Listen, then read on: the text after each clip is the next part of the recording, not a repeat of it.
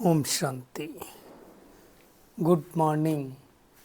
साकार मुरली 11 अक्टूबर 2025। बाबा का मीठा मीठा लेटर हम मीठे मीठे बच्चों के मीठे मंथन के लिए।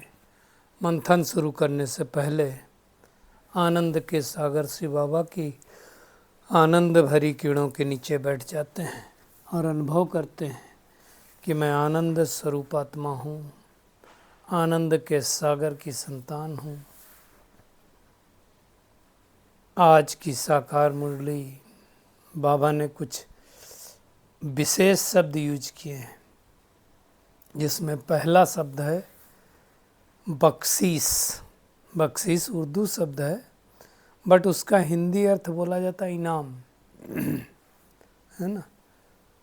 तो अभी स्थायी सुख और शांति दुनिया में नहीं है, तो बाबा कैसे स्थायी सुख और शांति मिल सके उसका बाबा ने तरीका बताया है। दूसरी बात, बाबा ने ड्रामा के बारे में कहा है। ड्रामा एक्यूरेट है, हुबहू है। जितने समय में मैंने प्रवेश किया इस बार, इस कल्प, उस अगले कल्प भी उसी समय हम आएंगे। बदल जाए न बदल जाए दुनिया, न बदलेंगे हम, ये गीत है। मतलब तेरे हैं हम और सदा तेरे रहेंगे। उस मामले में बदलाव की बात है, अच्छाई की बात है। और शांति कैसे दुनिया में आएगी उसके बारे में भी बाबा ने अटेंशन खिंचवाया हुआ है। तो उसको भी हम देखेंगे कि कैसे पॉसिबिलिटी है। ये भी आज बाबा ने कहा कि श्री कृष्ण की जन्माष्टमी मनाते हैं, परंतु शिव की क्या मनाते हैं? शिवरात्रि मनाते हैं। तो वो हम सबको पता है, फिर भी हम थोड़ा सा उसके ऊपर डिस्कस करेंगे।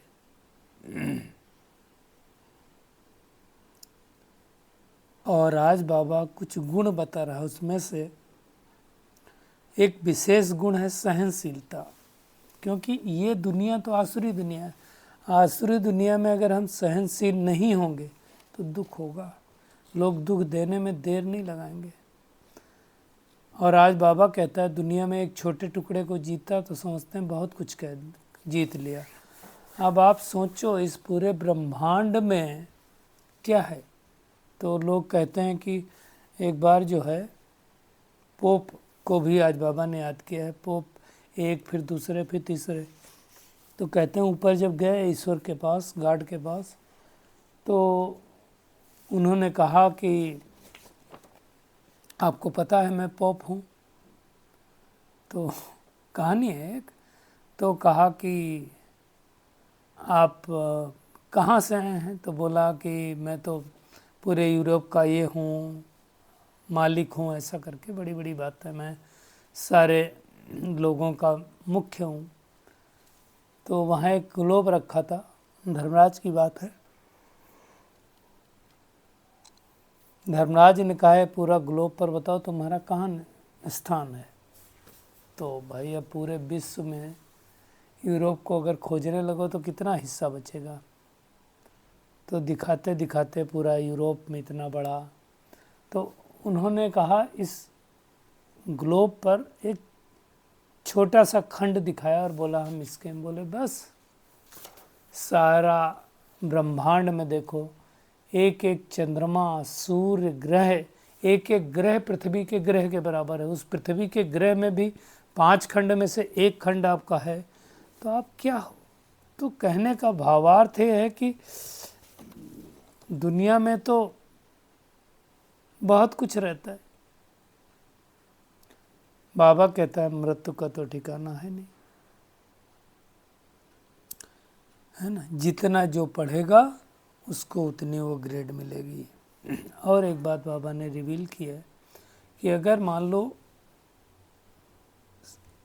ब्रह्मा बाबा गुरु होता, तो जिस गुरु ने ब्रह्मा को ज्ञान दिया तो वैसे और भी फॉलोअर्स तो होते, अकेला तो होता नहीं।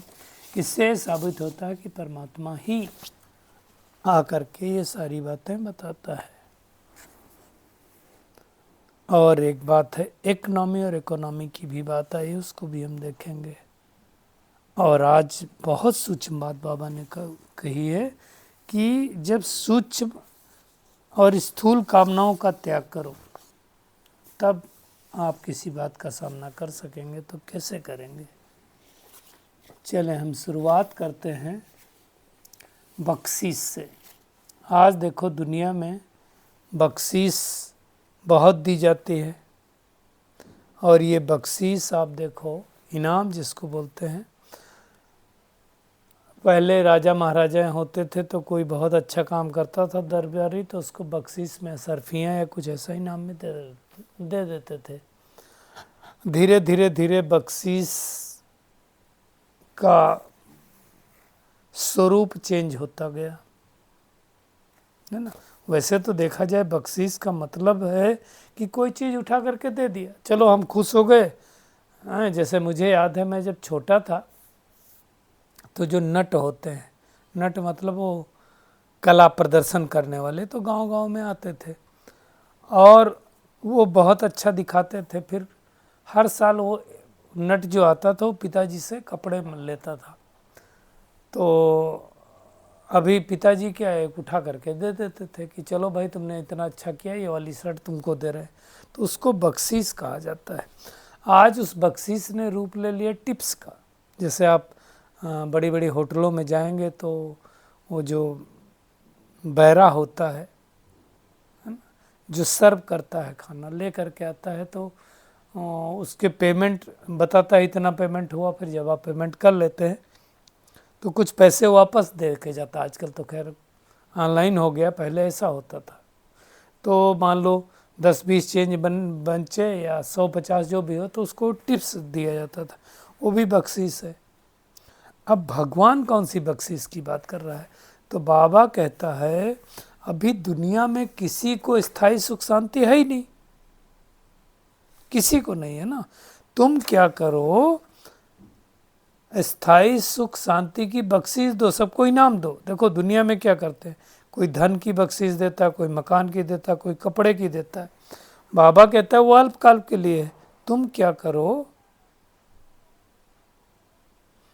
शांति सुख की स्थायी बख्शीश दो। आप देखो वैसे भी बख्शीश किसको दिया जाता है, अगर आप डिटैच ऑब्जर्वर होकर के देखो तो हमेशा बख्शीश गरीब को दिया जाता है ना, चाहे वो बैरा भी हो कुछ भी हो। अब आज की सारी सृष्टि किस चीज़ की गरीब है?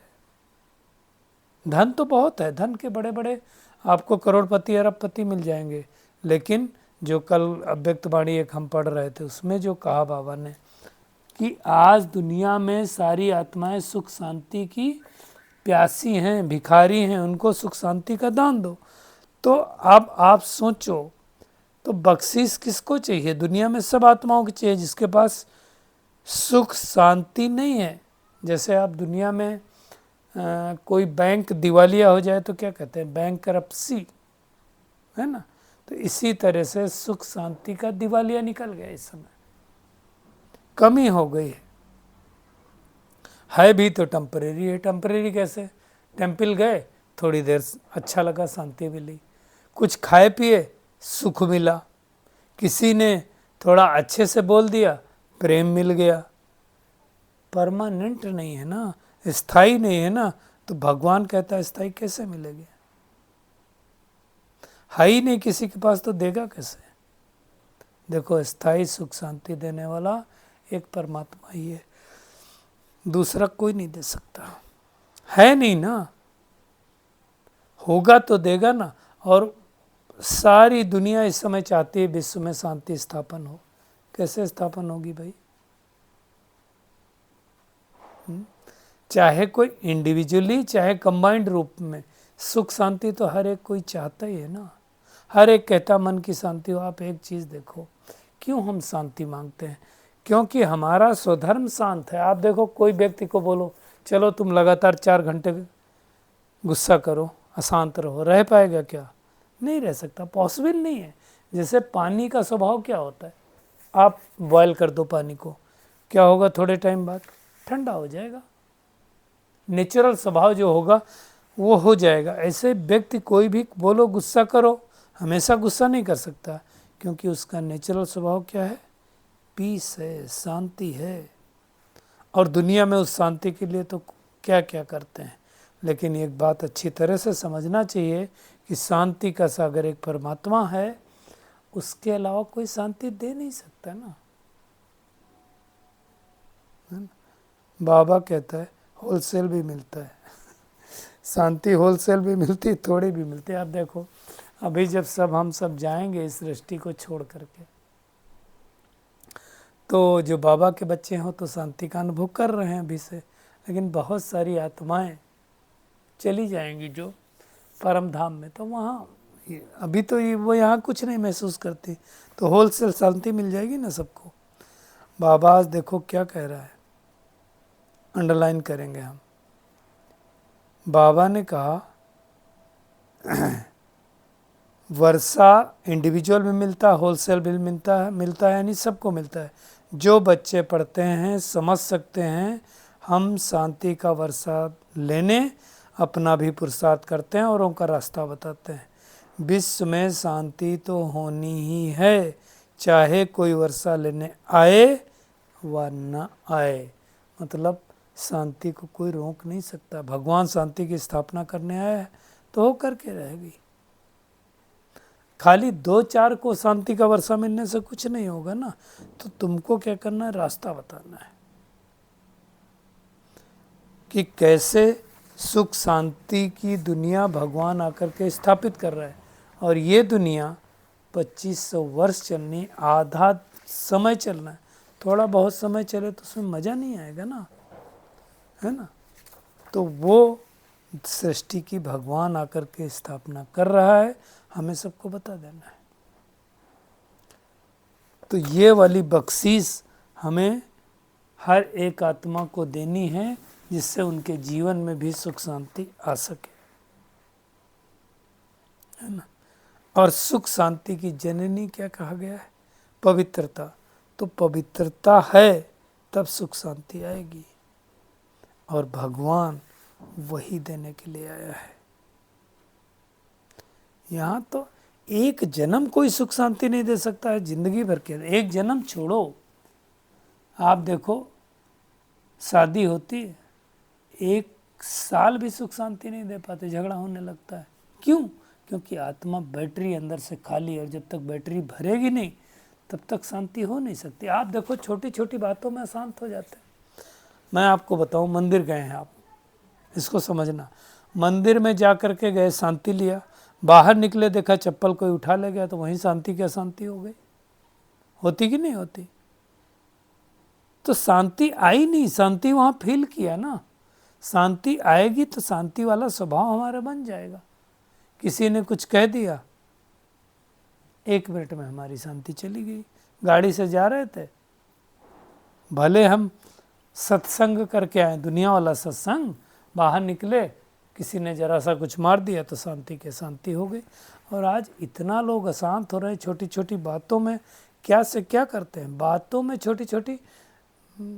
आप देखो रोड रेज जिसको बोलते हैं, एक्सीडेंट हो गया मतलब तो भी लोग बिगड़ जाते हैं। बिहार में तो एक ऐसा कांड हो गया वंडरफुल कि एक बच्चा जा रहा था, वो अपनी ड्राइव कर रहा था गाड़ी को, पीछे एक नेता का बच्चा कोई निकला और उसने हॉर्न दिया होगा, ओवरटेक करने को मांग रहा होगा, उसने और स्पीड बढ़ा दी, ओवरटेक नहीं करने दिया तो उसको गोली मार दिया। तो मतलब कितने हम अशांत हो गए। जैसे कहते हैं एक व्यक्ति गया भगवान के पास और बोला भगवान मुझे शांति दे दो, लेकिन थोड़ा जल्दी दे दो। तो हालत ये हो गई।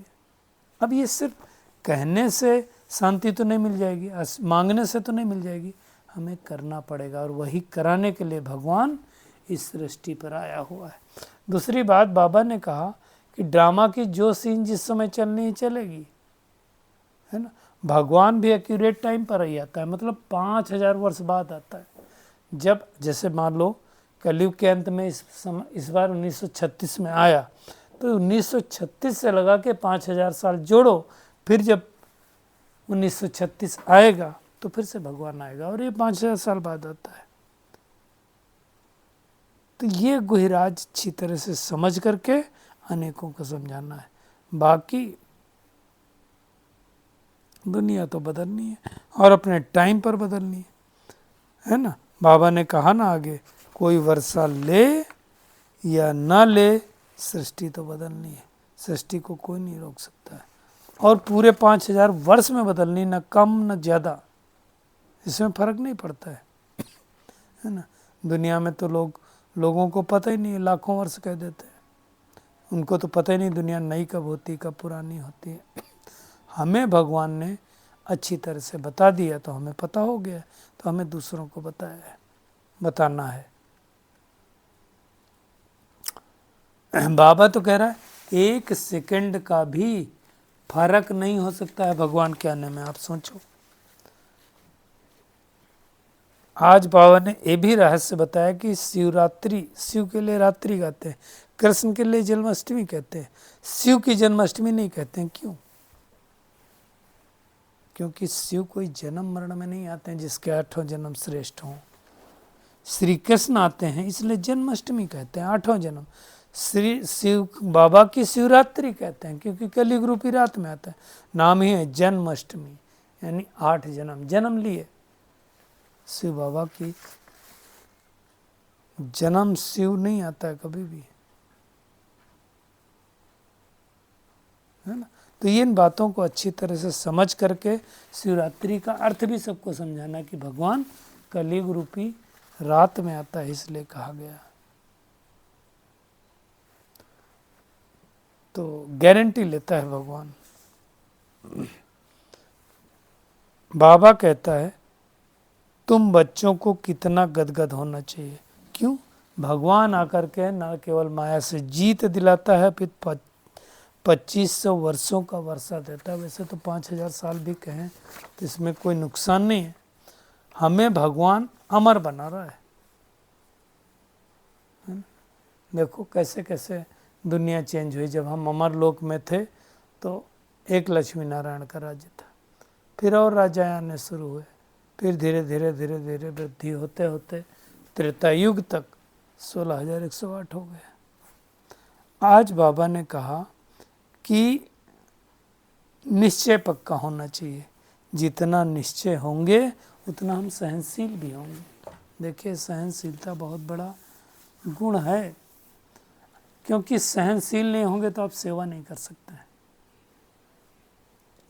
बाबा कहता है ये तो आसुरी दुनिया है, दुख देने में देरी थोड़ी करते हैं, लेकिन हमें किसी को दुख नहीं देना है।